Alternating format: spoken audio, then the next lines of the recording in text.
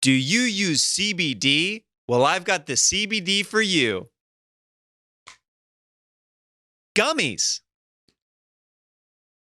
Premium Revive Hydration Formula, Aloe Vera Coconut Oil, Essential Oils. Premium Recover CBD, pain relieving formula, sore muscle relief and backaches and joint pain. No more with this little guy. What the heck is this? Soft chews for dogs? Are you kidding me? Brrr! How many did they say? Bath bombs. Take a freaking bath in some CBD and freaking mellow out, dude, because you're too high strung at work, Karen. All right? Seriously, they have more products? Wow. Premium Freeze 1500 pain relief from backaches, sore muscles. Oh, it's like an icy hot. The CBD version, CBDMD. Go to cbdmd.com. How many products do these people have? CBD PM, going to sleep, put yourself to sleep. There's more? What? Hydration formula. Oh, it's like a smaller version. Moisturizing lotion. Stop with your cracked hands and get cracked up with CBD. And also, is this? Well, stop it. Just stop it. This is a dietary supplement, CBD oil. Okay, we have to stop now. There's too many to even name, guys. Go to cbdmd.com. It works wonders, all right? Listen, my wife loves using CBD for that neck pain, for that joint pain and stuff like that, all right? Make it easy on you guys. Go to cbdmd.com and get 25% off with the promo code WONDERS. Once again, that's cbdmd.com, promo code WONDERS for 25% off your premium purchases, CBD oil products. Get them over at CBDMD. I don't know if you're, trying to be an Olympic athlete or if you just want to be a cool, chill dude. Get your stuff, cbdmd.com. Thank you guys so much for tuning into Jeremiah Wonders this week. I'm very excited to bring you Michael Lehrer in person, in studio, Kill Tony legend, in the house, comedy legend in general. I love this guy. You guys love him. Thank you, Betterbox Studios, for making this show happen. Speedweed, thank you. Like, comment below. All that stuff helps. Share with a pal. Without further ado, it's our buddy, Michael Lehrer on Jeremiah Wonders.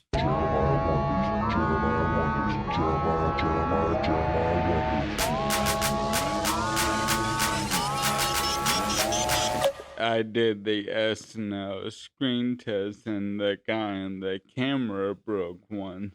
And they all tried to ice you hard. Like they ice you in a room from 1 to 3 hours. Mm-hmm. And then they ice you in the 30 Rock stage. Yeah. And then when you make the camera guy break, it's like, all right, a little success. Yeah, absolutely. In that high stakes scenario, anything is a huge victory, Right, especially when they're like, it's known they're like, see what they do if we don't tell them when they're going on and we try not to laugh. Yeah. That's the audition. Well, they want to see who has nerves about them. And who has done enough bad gigs where they can somewhat relate to that weird scenario. Because like if you do enough spots, if you do enough improv spots or stand-up spots and you've bombed enough times, kind of that feeling of silence and not to expect anything and just to keep on going through. Yeah. Can you find your cojones and dig deep? Yeah. I'm sure that kind of shows like it separates somebody who's like more of a novice than to somebody who has poise and is like, I got this. Yeah, Severn raining me right the fuck out of there.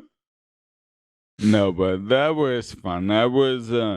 I'm a far better comic now than I was when that happened. How many years ago was that audition? When 80 got hired. So that would have been 13, 14. Yeah, somewhere around there.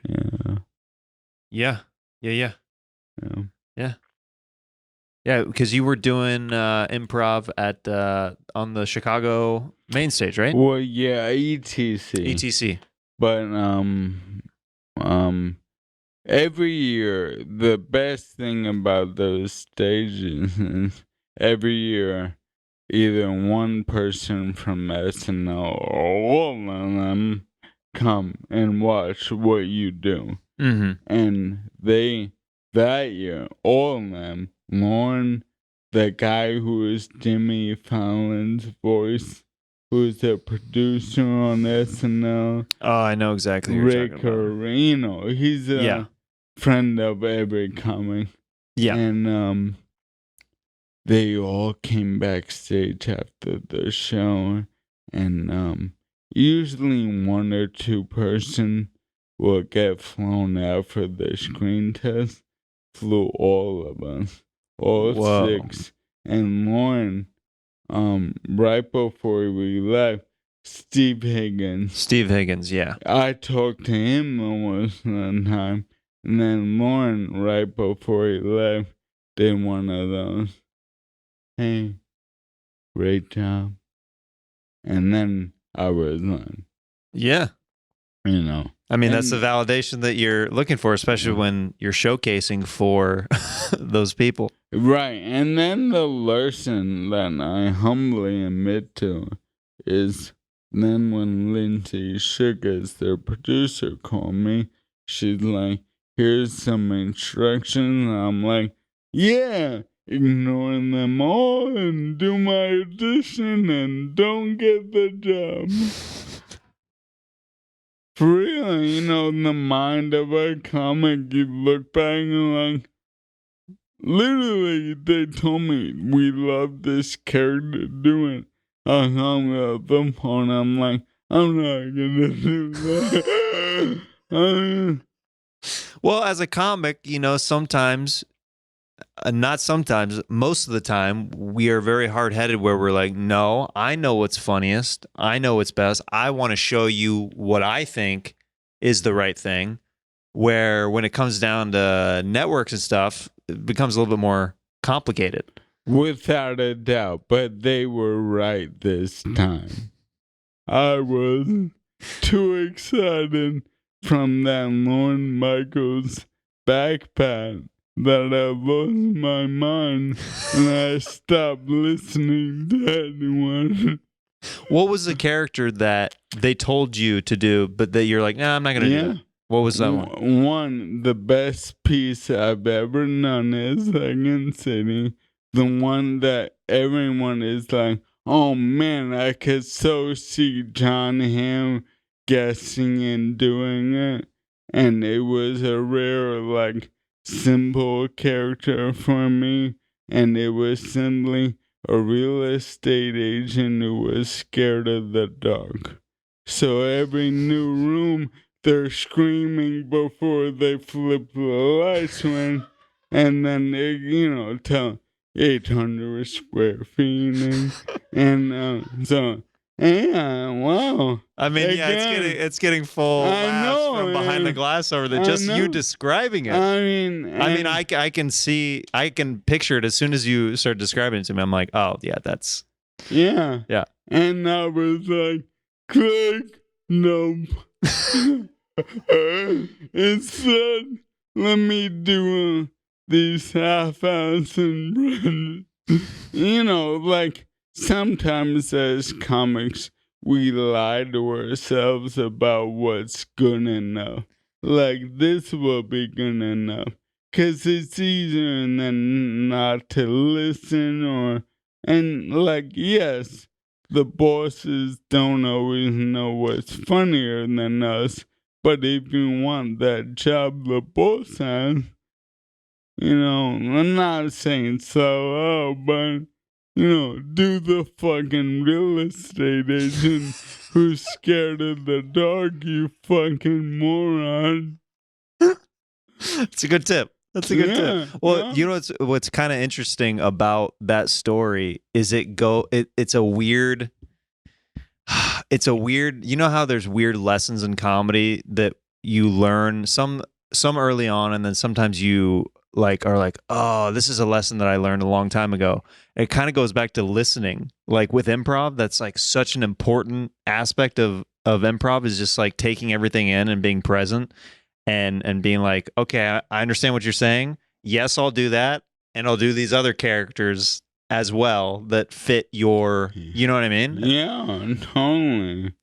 Except, again, where I was tragically wrong was like that character I loved. Like, it's my favorite thing ever. And for some reason, I still said, I'm not doing that.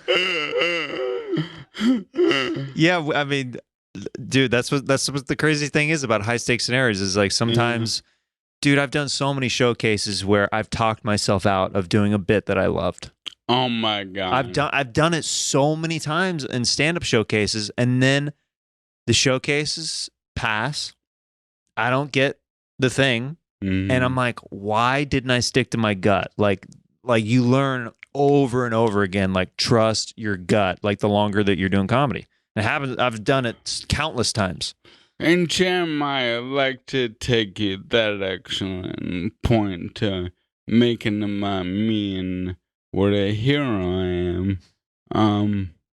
Like, a lot of people ask me questions in regards to my disease or what I do or like how amazing and how, and you know, I didn't plan any of this, and holy shit, I started stand up after 3 years sick in the room 1 year ago this month.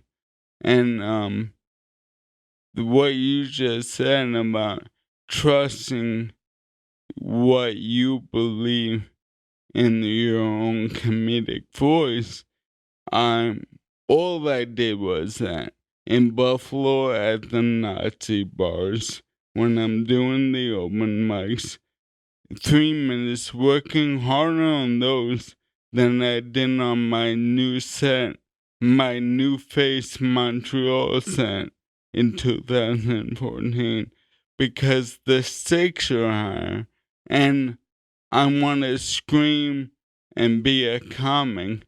And I really quickly was like, wow, trust yourself. And my work got better. I worked harder. And the bits took care of everything. I didn't hobnob with you and Tony.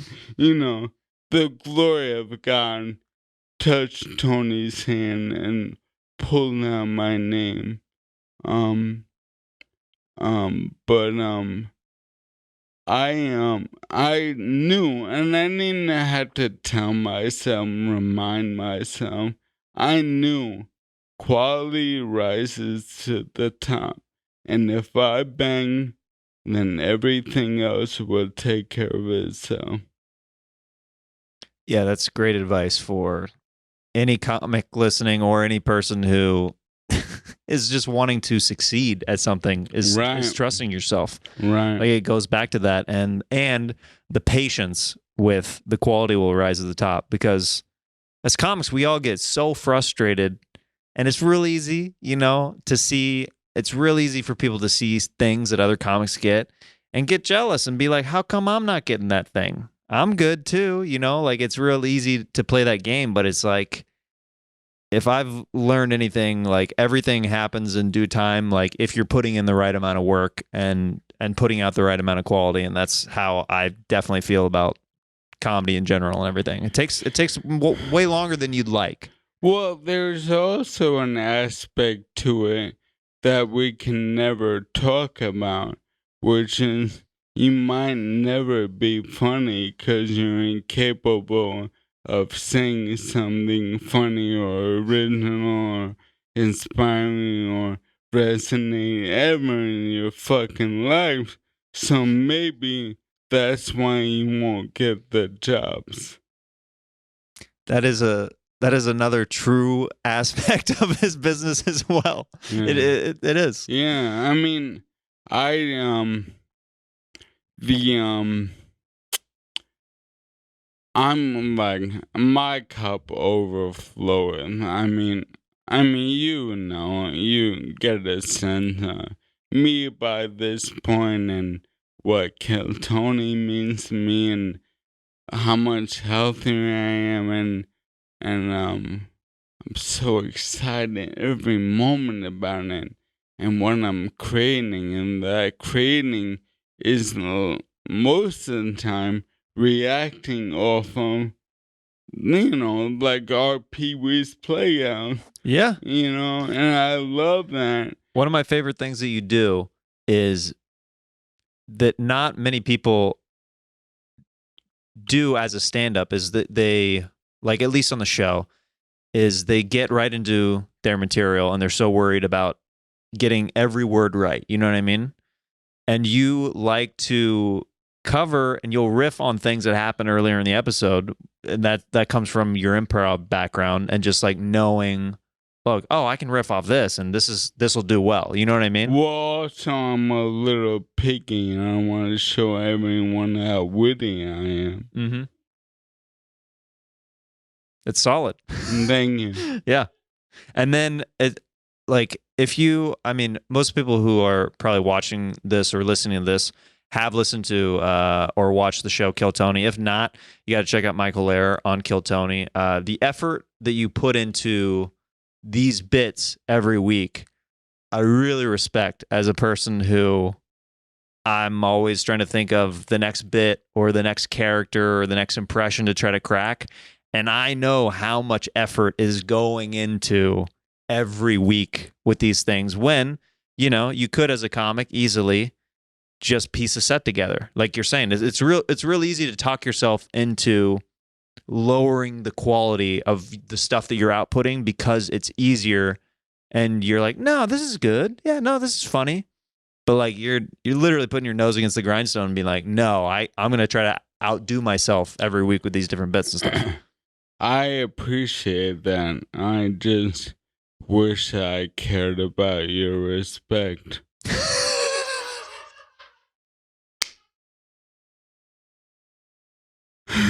We'll be right back after this. Yeah, I mean, and people ask me a lot of questions about that. Like, people are like, how and you ever get writer's block and all this shit? And they're always questions I'm unable to answer because I don't think like analytically maybe about joke construction. Mm-hmm. I see slices of life, to put it maybe poorly, but simply, and I fucking bang on that satire. I engineer the words to let the audience know how I see this, my point of view on this thing that I think resonates with all. Yeah. I think that's how you like break it down for consumption and stuff like that. That's part of the art of like more like the method behind the art is like, I'm going to break this down and make this where it's palatable for you, where you can easily chomp on this and I'm not, you're not having to be like a beautiful mind, like deconstructing the joke. It's like, here you go. Exactly. Yeah, I mean, there's so much. I talked to so many comedians who talk about comedy so much, but we're not making comedy. So, like, I'm just gonna keep making comedy and learn and try to be better. And I've said this before, and I'm the dramatic, intense person, and I say these type of things, but I'm so excited to be a comic right now, and not in a flippant way, because I'm not like that. I mean, towards what's going on. Mm-hmm. I present. I mean, I'm not gonna stand up for my character, but I am watching, and I can't fucking wait to talk about it. That's it. And what an amazing thing that we get to do, and I want to say this line, because Second City is on fire now, and I'm an alumni from them for 10 years, and there's so much pain going on in comedy right now in the world, right? But it's blending into comedy. But to me, comedy, the word might as well be community. And I see shows like Kill Tony or a plethora of podcasts that I watch, these melting pots of people where we don't pretend we don't have differences. We talk about them and have fun with them.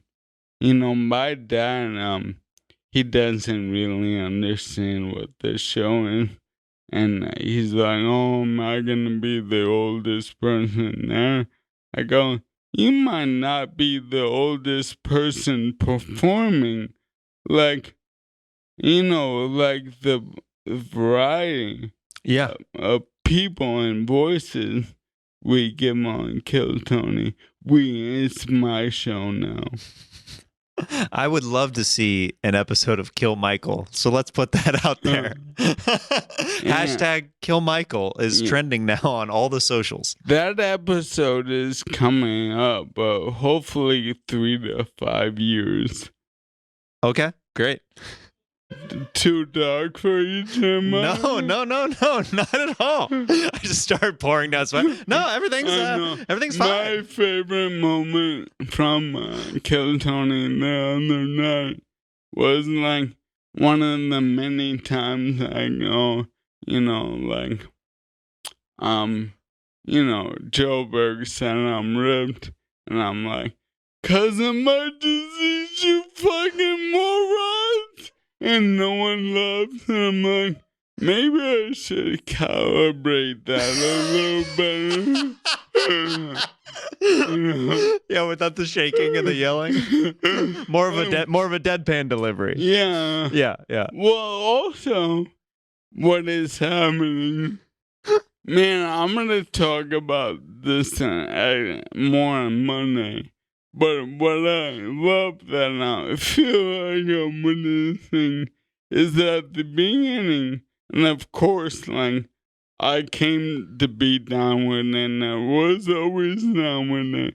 It was like, disabled joke, you're dying soon. And now, everyone's getting to know me, and when I make the same jokes, they just get sad. How funny is that?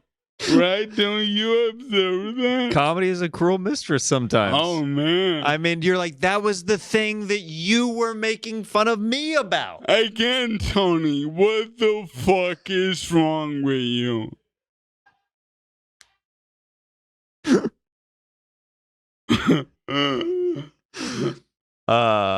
To switch gears slightly, let's do something that's kind of silly, fun, and out there. This is a segment that I call Wig. Now, I've got a box of wigs here, Michael, and basically, I'm going to choose one for you. You're going to choose one for me. No. And and we're going to figure out who these people are together. All right. I've got these box of wigs right here. Ignore the names that I have labeled on them. But I've got like a classic gray-haired wig. I've got this brown-haired guy. I've got kind of a What makes you think you need to give me a wig tutorial? Can I just pick one? You can. Alright. It's more for the viewers and the listeners. Like I'm painting a picture for people who are listening. The peasants? I mean, we have different ideas of listeners, peasants. Yeah, but yeah. No, I just mean all my fans are peasants. Oh, you call them all peasants. Yeah, but they like it.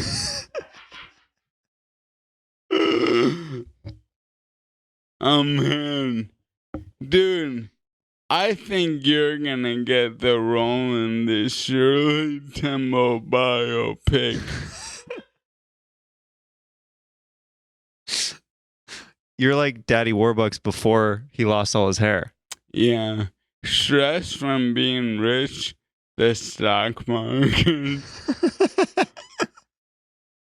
I think that you look like you could do some form of magic.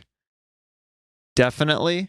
Also, you could work at a hair salon. Alright, yeah, like, I'm coming in early and do my highlights and get a blowout. Exactly. Yeah. Exactly. I feel it. Alright, and you want me to say what you look like? Yeah. First off, I get Fall Out Boy. You know the band? Yeah. Did they Like- sing that song? Is this more than you bargained for? Yeah. Oh, I'm dying to tell you anything you want to hear. That's just who I am. Is that the right band? Talking about. Yeah. There we go. We're going down. Like I just. Are you for real? Are you a trained singer? I grew up doing a lot of choir and stuff like that. Yeah, so I sang for years in different choir. Awesome. I have a friend who produces or records bands and some bigger bands. And I asked him, I'm like, I've always been curious, like, what percentage of rock singers have vocal training? He goes, almost none. Oh yeah. I was so surprised. Maybe because I'm used to my classical training, Yeah. But I'm like, to hear these songbirds, even the rough ones, the actual Rosen, like a hell of a voice. Yeah. And they're like, most of these dudes didn't take voice lessons. They're just randos. Are voice lessons total bullshit? Well, are voice lessons like the stand-up classes? Yeah. Where it's like, you can take them. It'll teach you some techniques and stuff. Reps are good. Yeah. Reps. You'll get reps in Yeah, you'll get up. Yeah. You'll get up. You're right. You need the deadlines. You need deadlines. True. And you have a deadline, and you're right, and you get up, and there'll be a supportive environment. Your character just became a stand-up comedy coach. Uh-huh. Or like I'm an open micer, you're a stand-up comedy coach. All right. I just I don't know if there's necessarily too many pros. I mean, a lot of people just tell me I could just go to an open mic. First off, I want you to change that I don't know to you. I know, because you do know. I do know? Yeah. Now ask the question. I know that stand-up comedy classes are a good idea. Yeah. How much money are you charging for this class? Irrelevant. Okay. What's relevant is that I reach into your soul and I pull out the funny. I shake the shit out of you, and like loose change, the motherfucking funny is gonna fall out.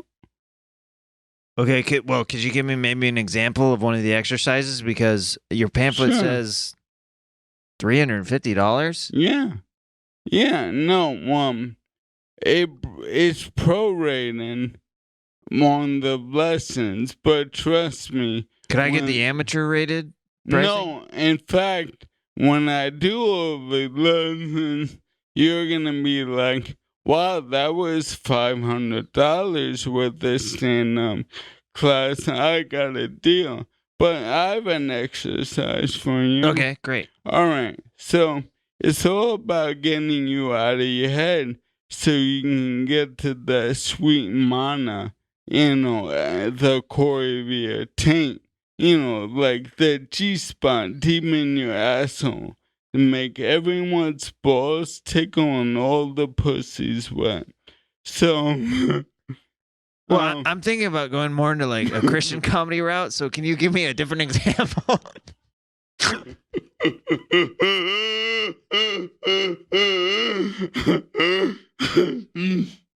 Fair. Well, all right, let's do like that's this. a big circuit out there. I heard I can make like a lot of money doing that. All right, you're right. Let's start with that, and I'll help you develop Christian comedy. So, why don't you start by saying, I don't know, to start talking about a Christian subject matter or a subject matter that would work on a Christian show. And when I say new choice, you have to change the last thing you said. And trust me, as a teacher, when you get to the third, fourth, seventh new choice, that's where the sweet honey of the rock is. Okay, cool. So, I guess we can talk about Lazarus. Do you know who that is? Yeah, what about Lazarus? Okay, well, like he died, right? And then he came New back to choice. life. Well, that's actually what happened in the Bible. But okay. I'm sorry. This is my stand-up class. No, your Bible study. Oh. So in improv and comedy, we take the real world. We take the truth of the Bible of the Lord, and we what's actually fact, word for word, and we juxtapose, layer, frame, okay, and overlay. So like almost like a lie, but for fun. Yeah. Okay.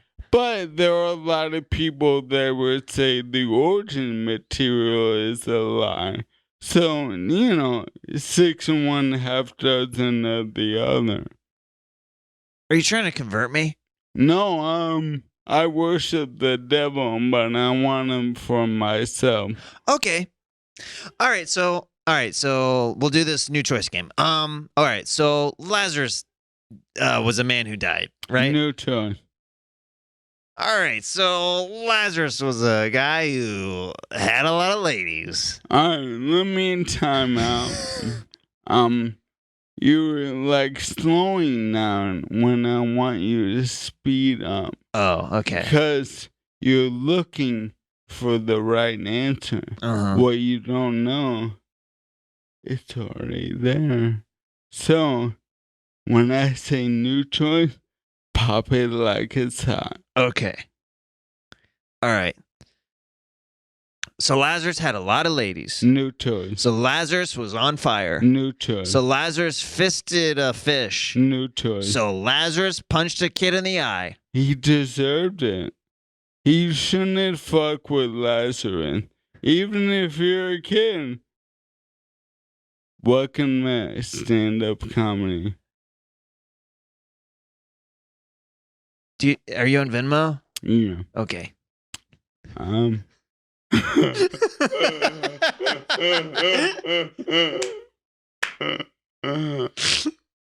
That the new choice game.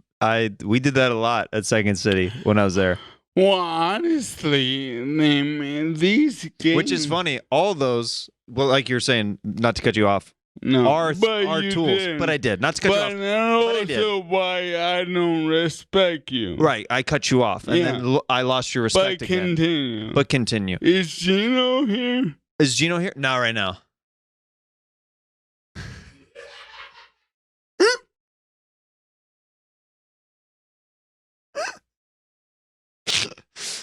A lot of those tools for those simple exercises that they use, like at Second City and stuff like that, are worthwhile. Like it gets you, like, don't go for the obvious thing right away, you know? Like try to choose a punchline that's not too like on the surface level. Yeah, that's so cool. You interrupted to say what I was gonna say. Yeah, you know, I was trying to like bounce off you. No, interrupting and bouncing off, they get conflated, but definitely one is cuntier than the other. Yeah. Well, can I just say, I'll work on that, Michael. I don't care what you do in any aspect of your life. I don't know you. I'm here for the platform. And Gino's not here, Michael! He's not here! Okay? So sorry that Gino, the person who you wanted to see at Better Box, is not here. And I'm sorry that I'm just a platform for you. Okay, Michael? Well, it's clear by Kill Tony, like a Highlander, there can only be one who is classically trained. And I mean, even though on the surface in this podcast we get along and are friends and lie to each other, there's obviously guttural animosity brewing up like a volcano because we see each other for what we are. The same version of each other, and there can only be one. Well, I was going to keep that going for a while. The bit, Michael, I was going to, because there's like a funny joke that you just told. No, I didn't stop it. I laughed a little. You stopped it by keep explaining why you stopped it. No, we were doing a bit, right, Michael? No, I'm really have this disease. I'm so confused. Like, I know Red Man doesn't think I'm really sick. Like, it's so weird.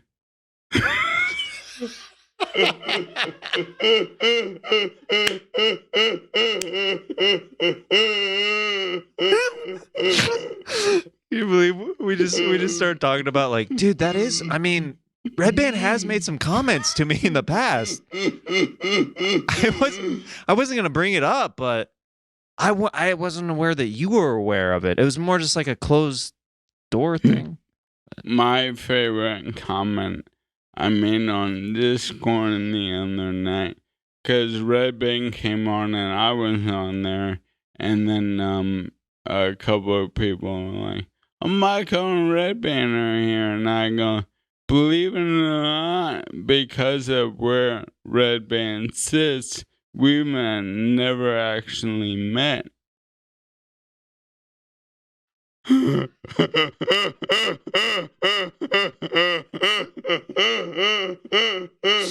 That's such a funny visual to think of, literally Brian on one corner of the stage and you on the other corner, and being like, yeah, never met the guy. I know he's 15 feet away from me, but you know, Hollywood is it's got its weird boundaries, and Brian's drawing his line in the pavement with me. Oh, man. I want to get into this next segment, which I think you'll like. I want to get out of this wig if we're not using Yeah, it let's get you out of the wig. This next segment is called Fanning Out. All right. Fanning out questions from fans. So this segment is basically I reached out to people online and saw if they wanted to ask Michael Lehrer any questions, and got hundreds of comments. Hundreds? Over 100. Why aren't those people following me or buying merch? I don't know. Where can people find merch? MichaelLehrerComedy.com. And that's regular traditional spelling of Michael, Lehrer, comedy.com, right? MichaelLehrerComedy.com. Yeah. Maybe we can even put a little graphic up on the screen. There we go. What's so cool, like, both you and Tony have spelled my name right, like, effortlessly, a couple of times on podcast, and I don't even remember your full name. I know, we try to go out of our way. Yeah, no, you guys have been good to me, and that's for sure. I texted Michael before the podcast. I said, "Hey, this is Jeremiah. Will you do my podcast?" And then he said, "Jeremiah who?" And I said, "Jeremiah from Kill Tony." And he said, "Do you mean Kill Michael?" And I was like, "I mean, yes." And he's like, "Okay, I'll do your podcast." This one comes from Amelia Bedelia. Oh, they really got that Instagram or Twitter. Gilner Radner reference represent Second City. Mm-hmm. OG. Yeah. OG. Have you seen her documentary? I am not. Pretty great. Why are you exposing me, though? It wasn't my intention to expose, but we can bleep that out if you want. Well, just keep in mind, if you're concerned about intention, then think before you speak. You got it. Do you have any inspirational or life-changing films, comedians, books, or other art forms in your life that you'd like to share? Wow, I love them very... very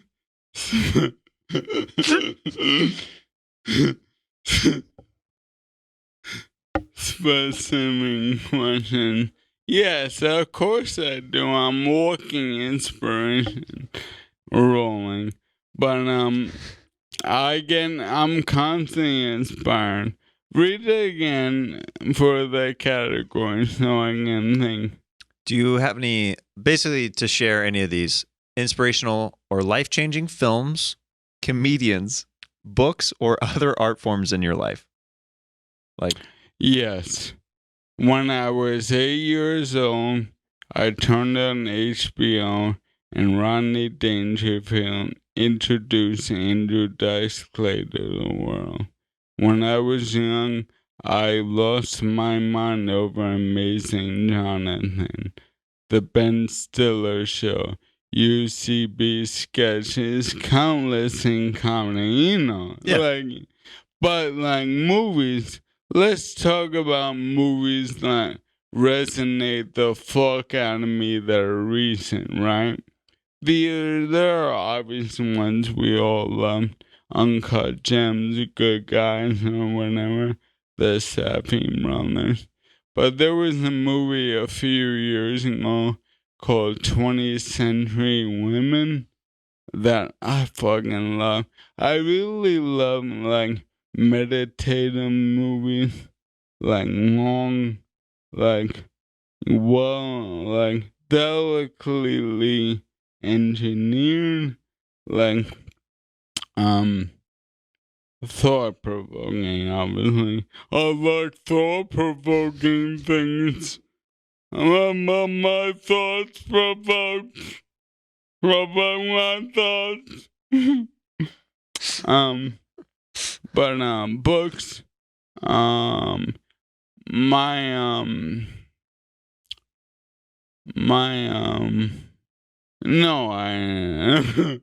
I can't read.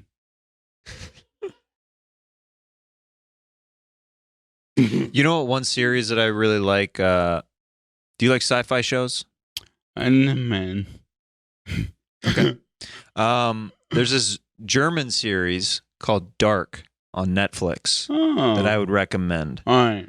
That if you like stuff that is thought-provoking somewhat, it's about time travel. So it's not like crazy thought-provoking. It's more just interesting and more like the writing and the cinematography is really, really well done. If you don't mind watching subtitles, or you can watch a dubbed version that they have the English voiceover. I like subtitles, and I really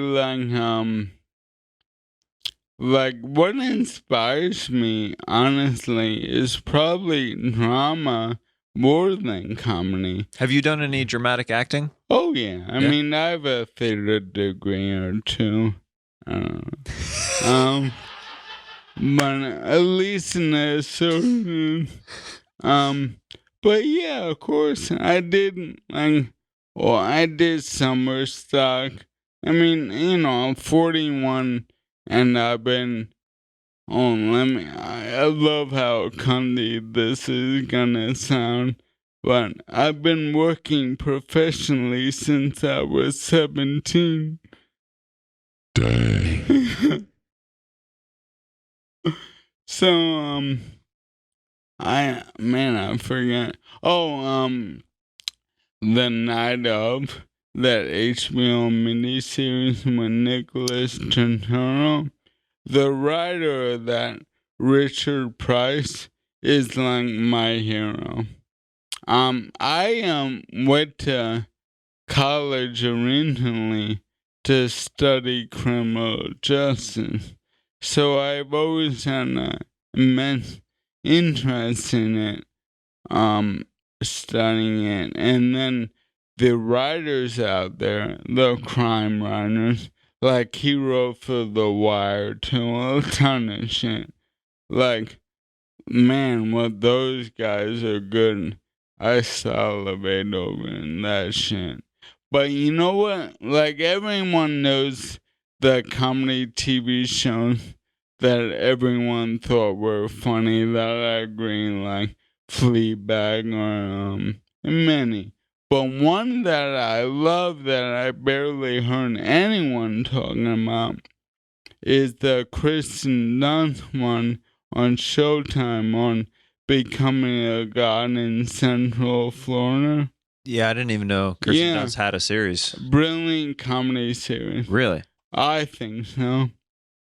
Up there with the rest of them. Wow. Okay. Yeah. I'll check it out. Fuck off if you don't like it. I'm not forcing you to watch any. Okay, I'll take a look at it, Michael. You don't have to.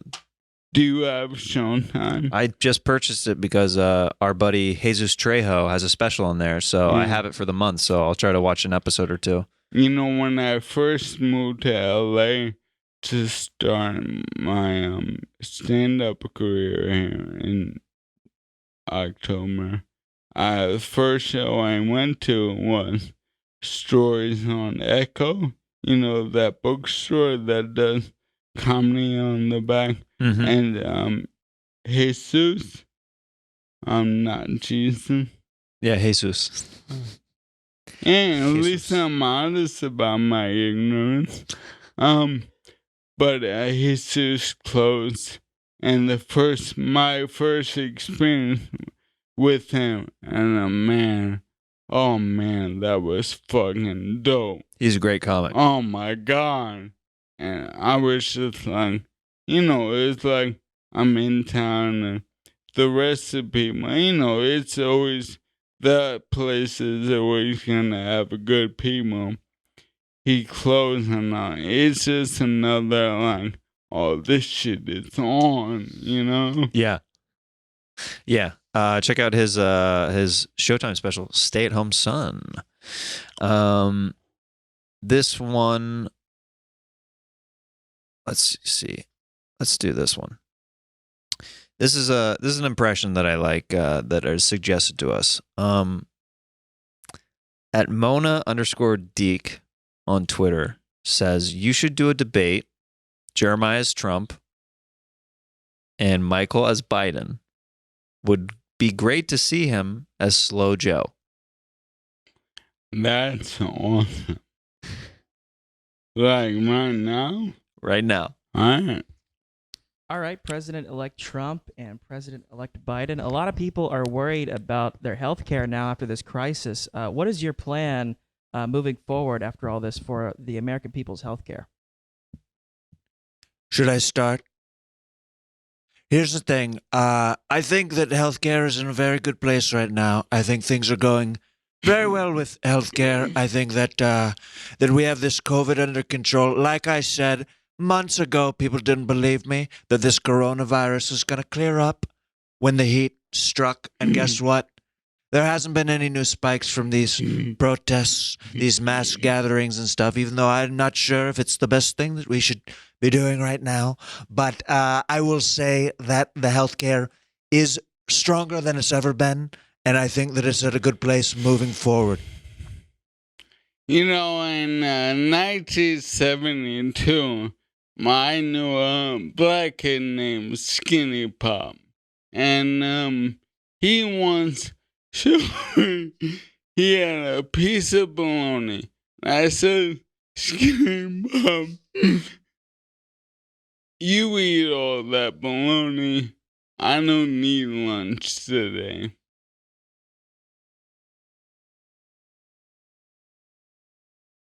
Did he? I mean, not to say that he didn't answer the question. I mean, coming from me, but he didn't even remotely cover the topic. Feed the souls in America before we worry about this healthcare and economy.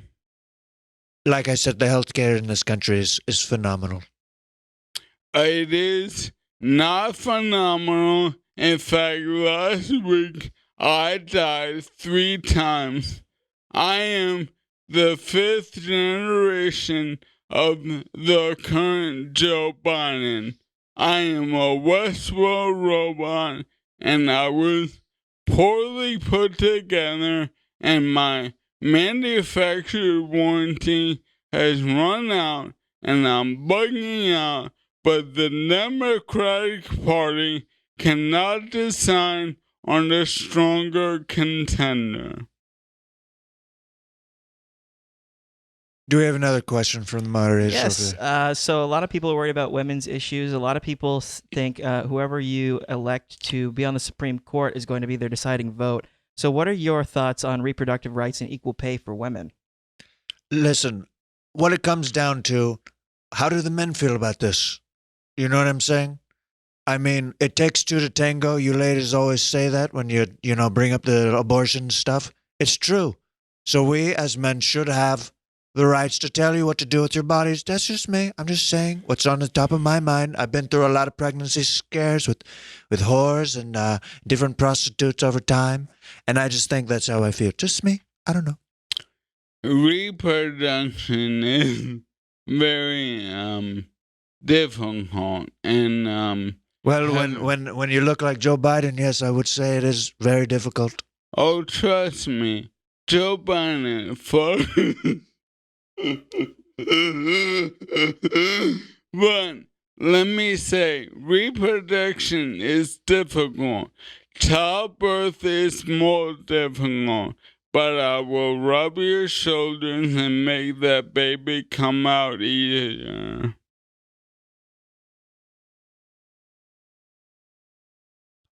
So, Donald Trump, you have said in the past that you would like to have Joe Biden drug tested. What are both of your thoughts on the drug crisis in this company, and what are you going to do policy-wise moving forward? I wasn't really aware that there was a drug crisis, to be 100% honest. What was the other part of your question? Your nerdiness started coming through while you started talking. I stopped listening, to be honest, halfway through. Something about drugs, something about problems. Listen, we're America. We don't. Has anybody tried hydroxychloroquine lately? I mean, this stuff cures everything. Okay? Have you tried a little bit of bleach? Have you tried spraying that in your mouth? I mean, Joe, maybe you wouldn't be the fifth version of your Westworld robot self if you were taking these strong American drugs that I've been referring people to. Hey, bleach is the one thing we can agree on because my veneers are bleached every morning. Now,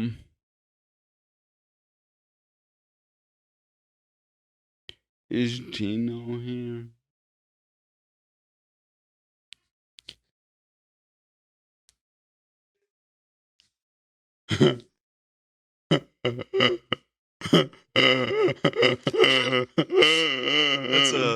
That's a great out for an improv scene. Is Gino here? You're like, dude, I'm freaking done with your bit, dude. Let's move on to the next thing. All right, let's do a couple more questions and we'll round it out with some good old sax talk. Social Club Co. asks, if you could trade physical ailments with one celebrity for a day, who would it be and what would you do? Don't I have enough physical ailments? Will you trade the physical ailments? You're trolling me, you fucking cocksucker. I'm reading the question. You chose the These are given to me from behind the glass. You chose the fucking question. Yeah, I'd trade down, I don't know, all my fucking parts, you idiot. All his parts, you idiot. Okay. Okay, and what else? Except the dick. Hey, can we punch in one more time on Michael giving an eyebrow raise to his camera right in the middle there?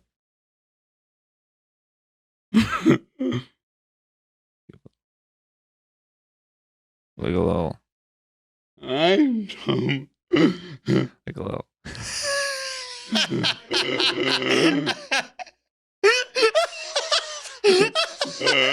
I don't know.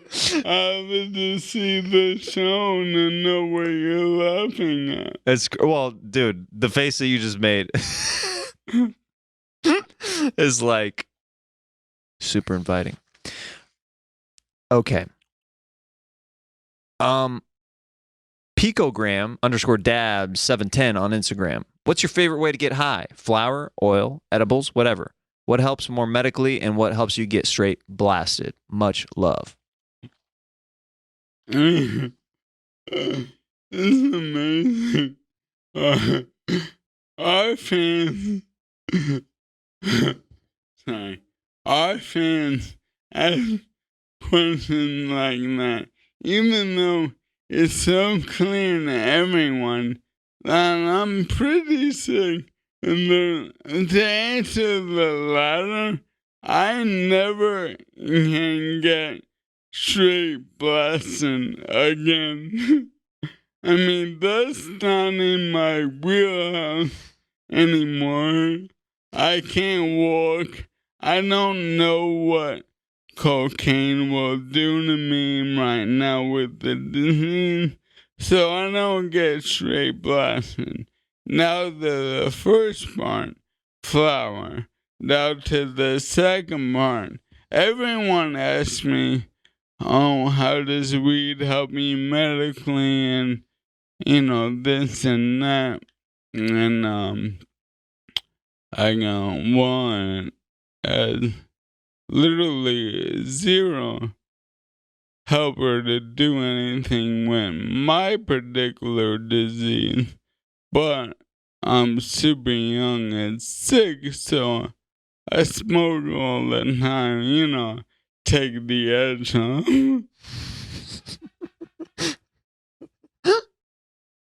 Do you ever use CBD products? honestly, Jeremiah, you know how we feel free to talk about anything?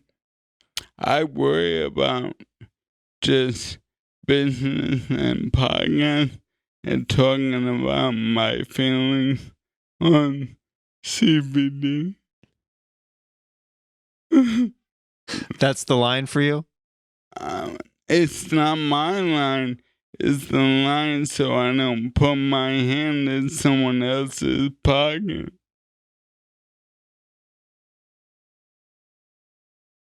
You feel me? Oh, so basically you don't want to rep certain brands.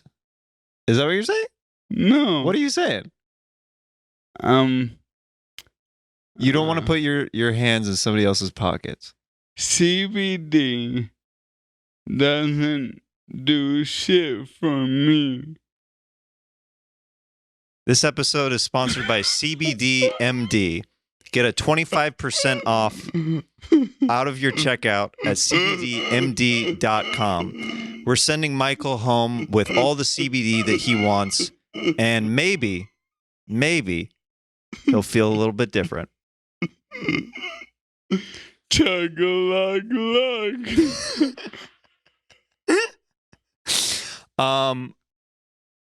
I do want to ask this question because it is something that you are an inspiring person, and with your attitude. I know.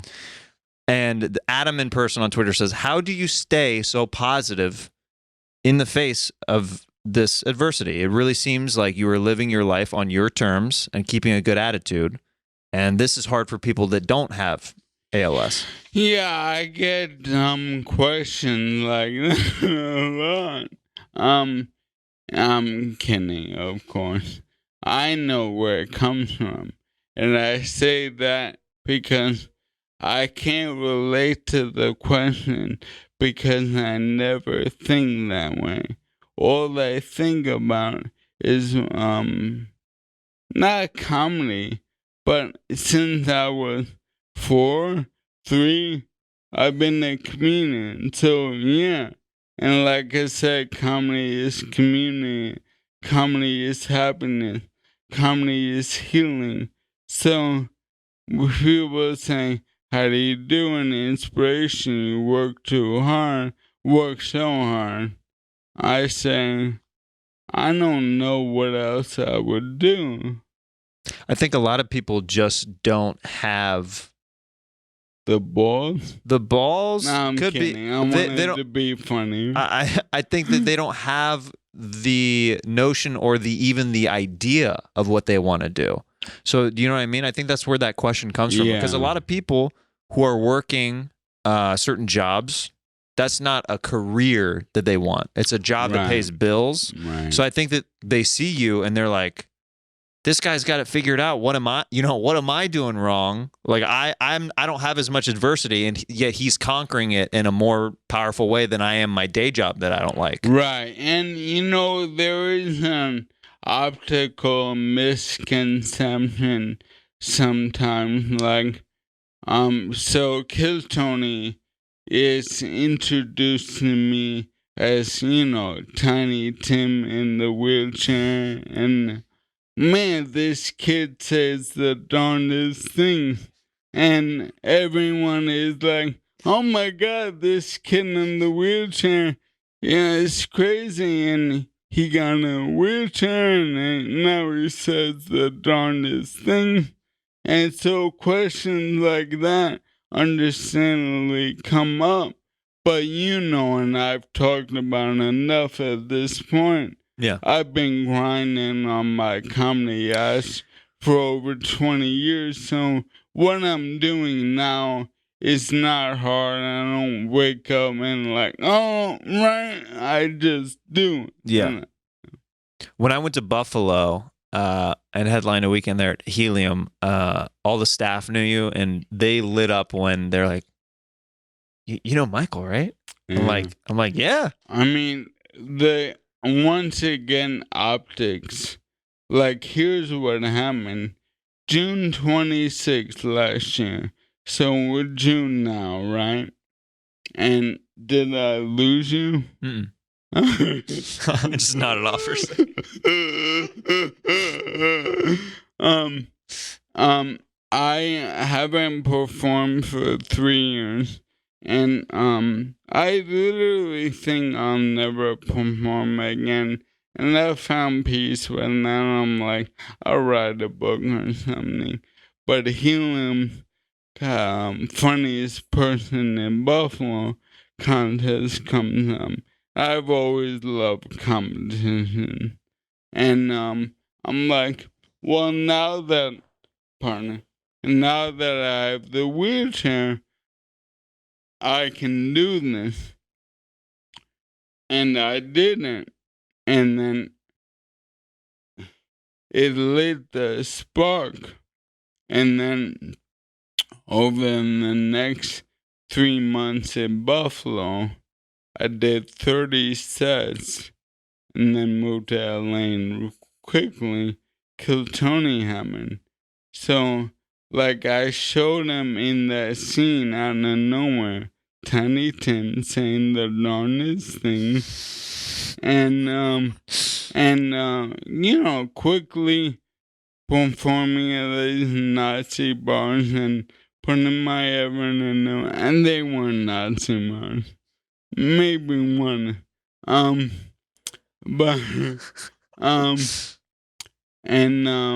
Man, I saw it getting better. Here's a lesson to all the people out there. Like, Colette has been with me every step of the way, and she's on this.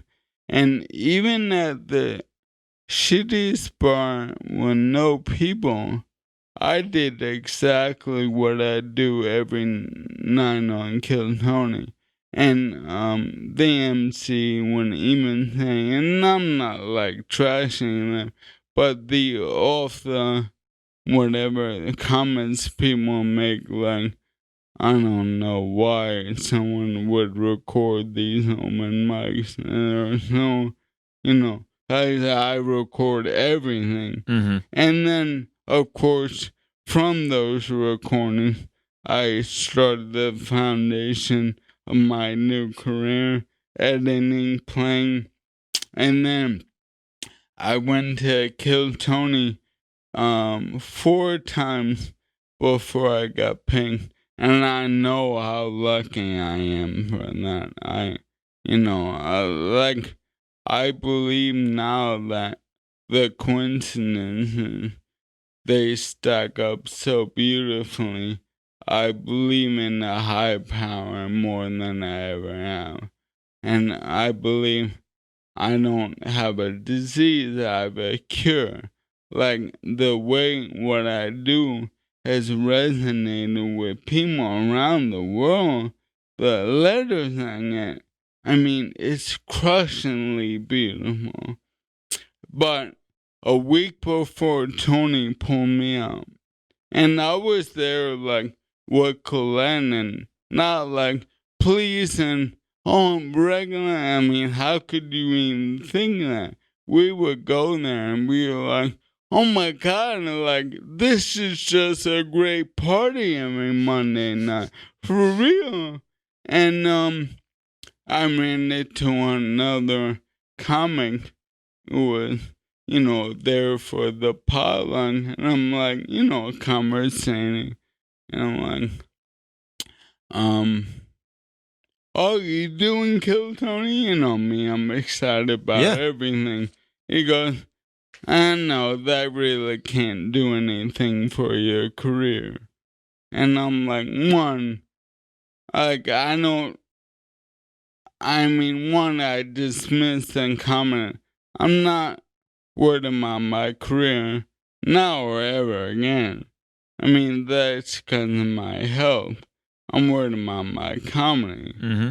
And 2, what a dumb fucking thing to say that makes no sense. It's an LA thing, man. Yeah. I don't think that all the scenes have that. I think that's a very specific mentality that LA has. Dude, no, Chicago's the worst scene ever. Oh, really? I mean, I'm kidding. Climbing the improv ladder and stuff like that. No, I mean, Second City. I was being joking. Second City is going through, understandably, and with a lot of friends of mine, some understandable addressing of long overdue racial tension. Sure. And it's cray-cray over there right now. And what I will say about Second City, since we share that, I want to touch upon that, is so I did basically... We share nothing. Okay, we share nothing. Well, LA Second City, which is funny, is not... I'm not considered an alumnus. It's a very weird thing. No, it's not weird. You shouldn't be. I'm considered a graduate of Second City. I'm considered an alumnus. I know you are. Because I'm an alumnus. There you go. I never took classes at Second City. You just did the ETC. Yeah. There you go. There you fucking go. There you go. Alumnus. There you go. What, you trying to peacock me? No, dude, you're obviously the alumnus here. I'm just a graduate. Well, can we agree we're both classically trained? Yes. I interned at Second City in LA for years. That's how I paid for my classes and stuff. I did their conservatory program and music improv program and their improv for actors, their long form class. I did everything performance-wise that you could because I racked up so many hours. And I used to run lights for Keegan-Michael Key before. I mean, he had done Mad TV and stuff at that point, but he hadn't had Key and Peele yet. And it was just a really cool time to like just soak everything in, because some of the best advice that I got, I think it was from a teacher named Ron West over there, which is alumnus. And he was on 30 Rock. He's on 30 Rock, yeah. He's got history of a lot of productions and stuff like that. I think it was him or somebody else at Second City who said that Del Close or somebody gave him this advice, and it was be a nerd about comedy. Like, really immerse yourself in it. And that was a great note, like, because nerd usually has a negative connotation from the way that we grow up and stuff. It's like, I don't want to be a nerd, I don't want to be like somebody who's outcast. The advice was be a nerd about it, immerse yourself. And that's when I started going to as many shows as I could. I didn't have any friends when I moved to LA, so every night they had this deal where I could see literally some of the best comedy shows still that I've ever seen in my life for $1. That you would use your student ID, they'd charge you $1, and I just see back-to-back shows because I knew nobody. And I'm sure it's countless people I work with. Oh, I bet. Like, I mean, you said that Jamie Moyer, of course, and Joshua Funk. The Detroit people. Yeah, Mark Warzeka, Tim Robinson, Sam Rich, and then I mean, and then I know Frank Caietti. Did you ever know? Of course, yeah. I am Frank Caietti. Matt Craig. Of course, dude, I love all those guys. I had teachers or a lot of those guys were either my teachers or instructors, or I would see them like around the halls. And LA, before the Second City Network was launched in Chicago, we helped. That was the one little thing that LA tried to do, was they tried to contribute. I remember that. I was involved, and I remember talking to Mark and Josh. Mm-hmm. They told me I was a good writer, and then we never talked again.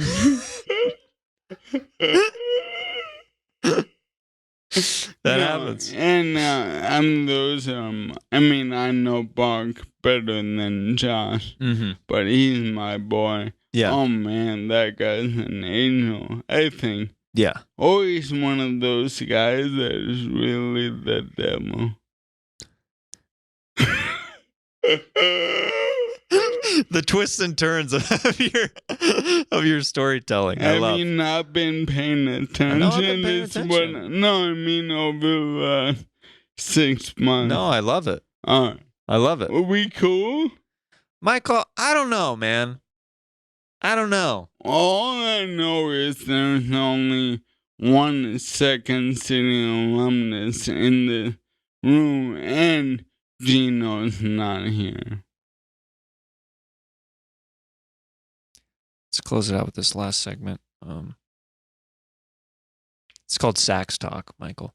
Oh, sax talk. Now, Jeremiah, I know you're gonna play the sax, and I'm gonna talk about a sexy experience. I mean, did I just introduce it, or are you gonna say more? You took the words right out of my mouth. Fuck. That's what's going down. You're going to tell a sexual encounter. Doesn't matter how innocent or graphic, whatever you like, and I'm going to play some sweet, sweet sax. Oh, along with it. whatever I like, how gracious. Yeah, of how you. gracious am Oh, I? thank Oh, you. yeah, yeah. Oh, yeah. my Oh, thanks for coming permission. all the way in your wheelchair to the Oh. studio, Michael. I appreciate Are it. you permission No, I'm slip going to grant stink you. Yeah. like your pussy? Yeah, I'm going to get a signed signature from your mom, and I'm going to get it. I'm going to accept it and be like, oh, Mrs. Lehrer, thank you for letting Michael on the show. Can your mom write when she's 69 me? Oh, and now my mom is 69ing you. Oh, that's hilarious, dude. I love that. Yeah, you have Yeah. permission to tell a sexy story, maybe about my mom. Sure. No. You know, being lucky to be a man who has a good sense of humor. Women like that, maybe more than anything. And working at Second City for years, the audience members would at times track us down online just suck the skin off our dick or fuck our brains out. And that happened a few times, and it always ended bad. I remember one time this traveling nurse tracked me down on LinkedIn. And me met up, and it was alright. We talked. I wasn't sure, but she seemed a little fun. And then we dated a little, but she started being real mean to me and pushing me and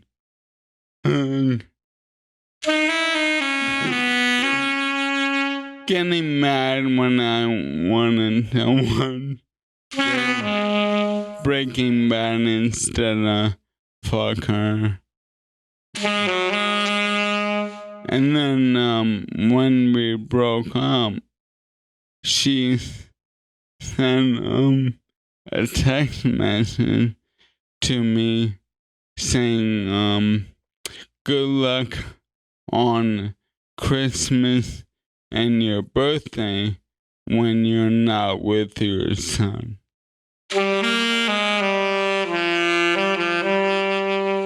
Hell hath no fury like a woman's scorn.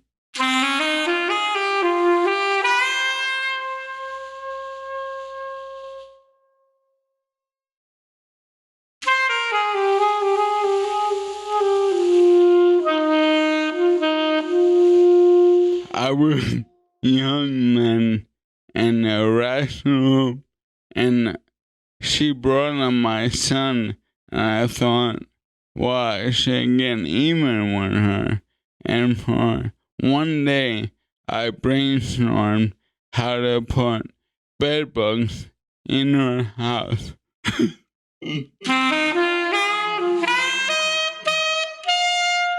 I never did. That nurse is still traveling today.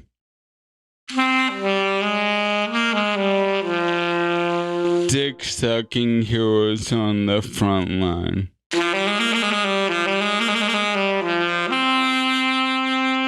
Nurses love comedy, treat them right.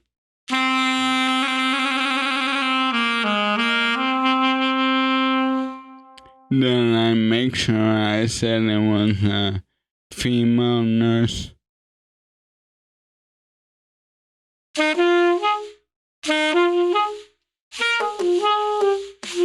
I didn't say I'll let you guess.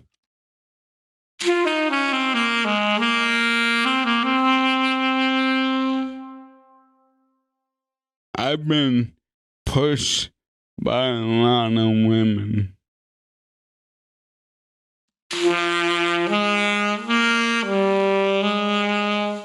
The cut of my dick makes them very angry.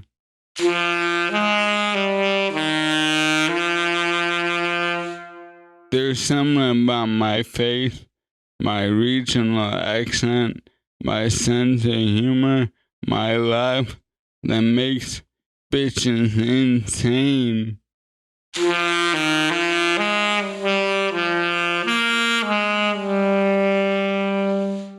But I love all my ladies.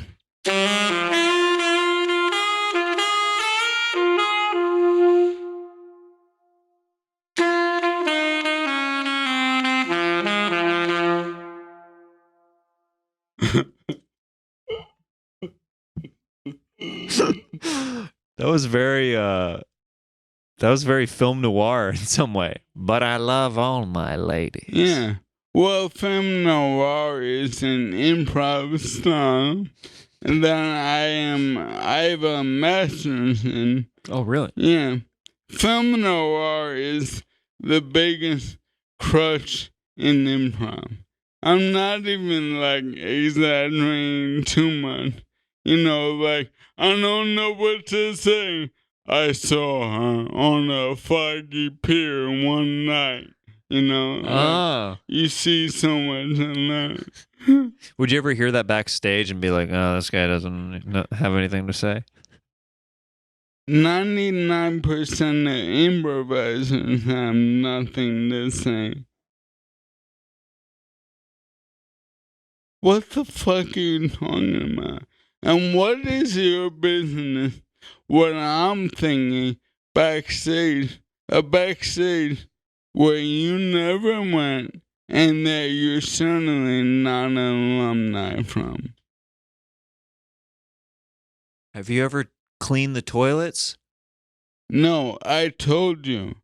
They hired me to not to clean toilets. They hired me for comedy. They hired me as a janitor, and then I had to convince them that I wasn't just a janitor. Well, you never convinced them, though.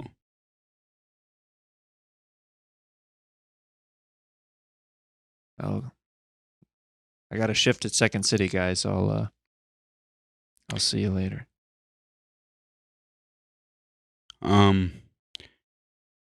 I do want to tell one funny story about St. Anthony. Wait, where are we at in the podcast? After this story. Like how crazy things are now. And I know, like, I mean, social media, you know, there's a lot to learn from community, but obviously we know how things get, right? And I got everyone fired up about my thoughts about singing. When then one guy, he drew up this long public post saying, like a lawyer's form letter, like, if Michael Lehrer does not agree to institutional racism at Second City, when and if Second City reopens, they should delete all this archive material and silence his voice, how he has silenced those he ignores. This happened the other day. I'm making a t-shirt out of it. Available at michaellehrercomedy.com. Yeah. And I'm like, oh, another, a person who doesn't know me would have known. But I thought, oh man, this is like maybe an amateur improviser or a comic who, I don't know. Then I found out the same job that Horatio Sands had, that Keegan Michael Key had, that I had. And I don't say that because they're people of color. I say that because the three of us are legends. That same job, this motherfucker who wrote that post, he has that job right now in Chicago. Man, wow, how comedy has changed. Erased me. 10 years, I'm preaching to the choir. Not necessarily you, but and you were a preacher's choir. But like my point is, my real friends either know what I meant, had problems with what I meant, and can talk to me. Pretty simple stuff. Mm-hmm. And I'm like, really like that institution of such like literally world pop culture changing comedy. And this motherfucker who writes this shit is on there now. Fuck that bitch. Do you have anything else you'd like to plug, Michael? My wife is doing charity work for autism. That's true. I know you're doing an impression of me. I'm aware, Michael. And it was spot on. It was great. It was fantastic. Why do you look at yourself when you look at me like, what's next, Michael? Like, fuck you. Like, you decide what's next. Good night. It's like 2 o'clock. Oh, now you're still talking? I said good night. See, I tried to end it. You're in control of my show. You're getting inside my head, Michael. You keep it going. Thank you so much for coming on the show, man. I had a blast. I had a blast. I was getting, when you said that you could do it last night, I was getting just excited about us being able to put on wigs and be silly, because I always get to just watch you do your bits, but I never get to, like, you know what I mean? Oh, like, be a part of man. it. So, like, I was stoked. I appreciate that, because up until this moment, I didn't know if you had, like, a fiery resentment towards the intention I'm taking away from you.